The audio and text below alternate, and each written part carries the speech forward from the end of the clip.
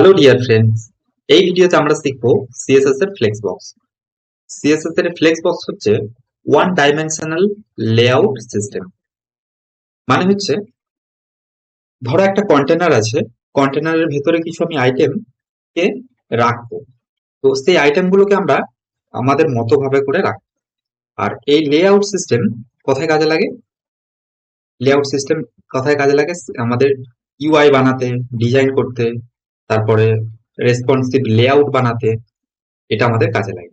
এর একটা এক্সাম্পল আমরা দেখবো। ধরো বইয়ের তাক আছে, একটা বইয়ের তাক আছে এখানে। এটা হচ্ছে আমাদের বইয়ের তাক। এটা ওয়ান ডাইমেনশনাল, মানে একদিকে থাকবে, হরাইজন্টাল না হলে ভার্টিক্যালি তাক। যখনই টেক্সট বক্স মনে আসবে তখনই মনে হবে যে এটা হরাইজন্টালি তাক, না হলে এটা ভার্টিক্যালি তাক। তাহলে এর মধ্যে আমরা কিছু বই রাখছি, এখানটা করে একটা বই।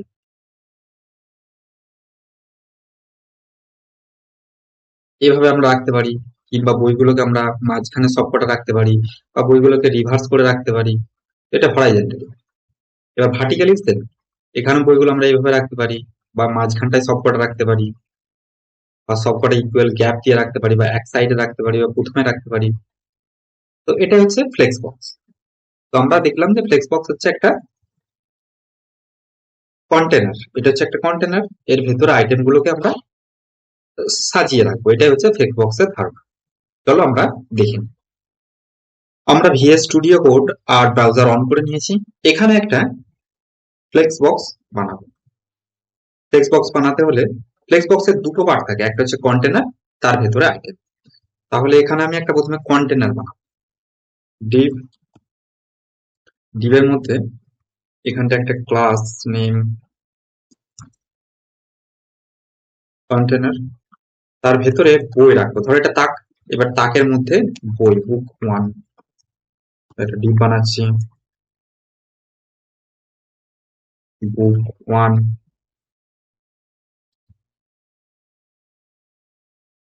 Two, three, four. চারটে বই আছে। কিন্তু কন্টেনারটার মধ্যে আমরা একটু কালার কি ইউজ করি, তাহলে আরো বেটার বোঝা যাবে। স্টাইল,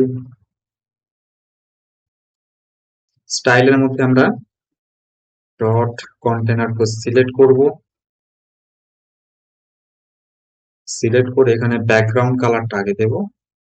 ব্যাকগ্রাউন্ড কালারটা দিলে বোঝা যাবে কতটা আছে। ব্যাকগ্রাউন্ড কালার কম।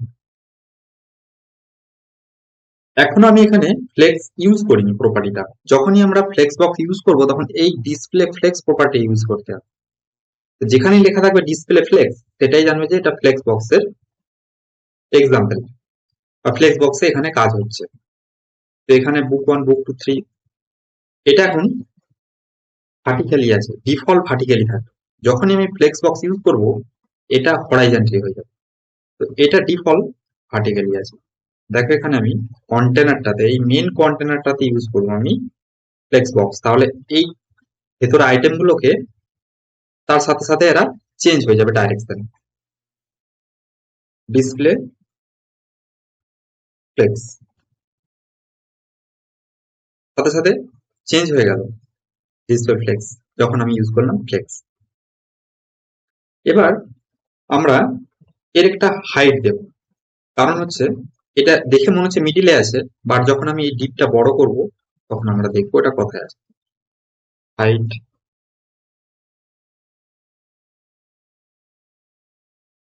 হাইট 100, এক সাইডে চিপকে আছে। তো ডিফল্টই যেমন থাকায় সেভাবেই আছে। এবার এখানে এটাকে আমরা কিছু ফ্লেক্স বক্সের প্রপার্টি ইউজ করব, তাতে ভেতরের আইটেম গুলোকে এধার ওধার করার জন্য। তো কি প্রথমে ইউজ করব? ফার্স্ট ইউজ করবো আমরা ডাইরেকশন। এটাকে আমরা কোন ডাইরেকশনে রাখবো? এটাকে আমি আহ এইভাবে হরাইজন্টালি রাখবো না ভার্টিক্যালি রাখবো? তো ডিফল্ট ছিল ভার্টিক্যালি, এখন হচ্ছে হরাইজন্টালি। তো এই প্রপার্টিটা আমরা প্রথমেই ইউজ করব, ফ্লেক্স ডাইরেকশন। ফ্লেক্স ডাইরেকশন, এটা হচ্ছে কলাম, কলাম হয়ে গেল। আর একটা আছে রো। রো তো রোটা যখন ইউজ করবো আমরা রো প্রপার্টি ইউজ করবো, আর ডিফল্ট রো হচ্ছে ফ্লেক্স বক্সের জন্য রো হয়ে যাচ্ছে, আর ডিফল্ট এটা হরাইজন্টাল থাকে রো। তাহলে একটা প্রপার্টি দেখে নিলাম। প্রথমে ডাইরেকশনটা দেখবো, কোন দিকে রাখবো, তাকটাকে সোজা করে রাখবো না লম্বা লম্বিটা। ব্যাস। এবার এর ভেতরে আইটেম গুলোকে আমরা কি করবো, এর ভেতরে আইটেম গুলোকে মিডিলে আনি ফার্স্ট, এই বক্সটার মিডিলে আনি, এটাই প্রথমে করতে হবে। তো মিডিলে আনতে গেলে আমাদের কি করতে হবে, জাস্টিফাই কন্টেন্ট সেন্টার। দেখো, জাস্টিফাই কন্টেন্ট সেন্টার, এটা হরাইজন্টালি যাচ্ছে। ভার্টিক্যালি মানে হচ্ছে এটা হরাইজন্টালি, এটা হরাইজন্টাল লাইন, এই লাইনটার মাঝখানে এলো, এটা এখান থেকে এটা হরাইজন্টাল লাইন, এটার মাঝখানে এটা এলো। যদি ভার্টিক্যালি হয় তাহলে এটা ক্রস লাইন, তো এটা ক্রস মানে এটা মিডিলে আসবে। তো এটাকে আবার মিডিলে আনতে গেলে অ্যালাইন আইটেম সেন্টার।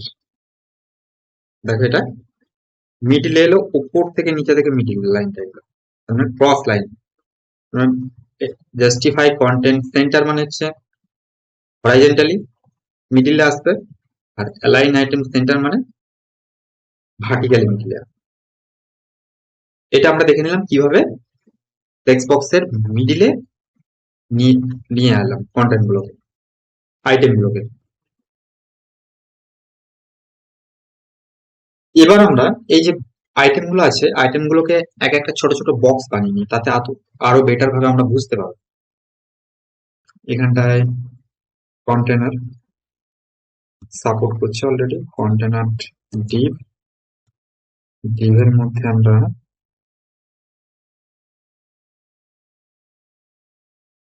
এত কিছু করবো না, ব্যাকগ্রাউন্ড কালার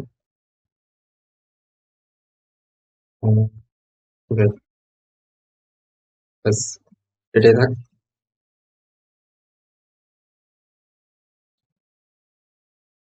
বক্স গুলো ঠিক মিডিলে হয়ে গেছে। এবার ধরো এগুলো বই আছে একটা একটা করে, এবার বইগুলোকে আমি চাইছি প্রথমে আনতে, সবকটা বই ফার্স্টের দিকে আনতে। তাহলে আমাকে এই অ্যালাইন আইটেম সেন্টার এটা একবারই বসবে, সারা খেল কিন্তু এই জাস্টিফাই কন্টেন্ট করবে। দেখো এখানে কতগুলো প্রপার্টি আছে, যেগুলো ভেতরের কন্টেনারের আইটেম গুলোকে এধার ওধার মুভ করা হয়। এখানে আছে end, start, baseline, left, right, around, between, evenly. ঠিক আছে, এগুলো সব কটাই কাজে লাগে।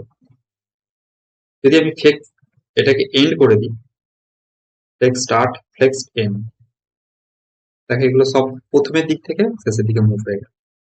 আবার এখানে আছে অ্যারাউন্ড, চারদিকে সমান সমান গ্যাপ নিয়ে বসে গেছে রাউন্ড। সারা খেল কিন্তু বিটুইন, সাইড গুলো বন্ধ করে মাঝে গ্যাপটা ঠিকঠাক আছে বিটুইন। টেক্সট বক্সে সারা কাজটাই করে জাস্টিফাই কন্টেন্ট। ঠিক আছে, অ্যারাউন্ড, চারদিকে সমান সমান গ্যাপ নিয়ে বসে। তাহলে আমরা দেখে নিলাম যে জাস্টিফাই কন্টেন্ট কিভাবে আইটেম গুলোকে এধার ওধার মুভ করছে, জাস্টিফাই অ্যারাউন্ড সেন্টার। ঠিক আছে, এবার আমরা দেখব ফ্লেক্স র্যাপ প্রপার্টি কিভাবে কাজ করে এখানে। তো এখানে চারটে আইটেম আছে। এবার আমি যদি এখানে আইটেমটা 10টা করে দিই, এতগুলো বাড়ি দিই, দেখো এটা ওভারফ্লো করছে এখানে। ঠিক আছে, বাট এখানটাতে ওভারফ্লো করছে না। এই জিনিসটাকে কন্ট্রোল করার জন্য ফ্লেক্স র্যাপ প্রপার্টি দরকার। ফ্লেক্স র্যাপ যখন আমি এই মেন কন্টেনারটাতে ইউজ করব, ফ্লেক্স র্যাপ,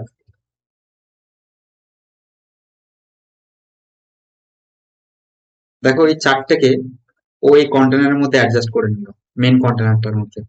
এখানেও অ্যাডজাস্ট আছে, এখানে তো ঠিকই আছে, বাট এখানেও অ্যাডজাস্ট করে নিল। বাট আরো বেটার লাগবে যদি আমি এই হাইটটাকে এখান থেকে রিমুভ করে দিই একবার, দেখেন, ঠিক আছে। এবার সুন্দর করে এখানে একটা প্যাডিং দিয়ে দেবো, কন্টেনারটার প্যাডিং, প্যাডিং 10 px, আরো বেটার লাগছে। ফ্লেক্স র্যাপ প্রপার্টি কি করলো, পুরো র্যাপ র্যাপ করে নিল এগুলোকে, সবকটা বক্সকে মেইন কন্টেনারের মধ্যে র্যাপ করে। ঠিক আছে, তাহলে আমরা ফ্লেক্স র্যাপ প্রপার্টি দেখে নিলাম। এবার আমরা গ্যাপ প্রপার্টি ইউজ করব।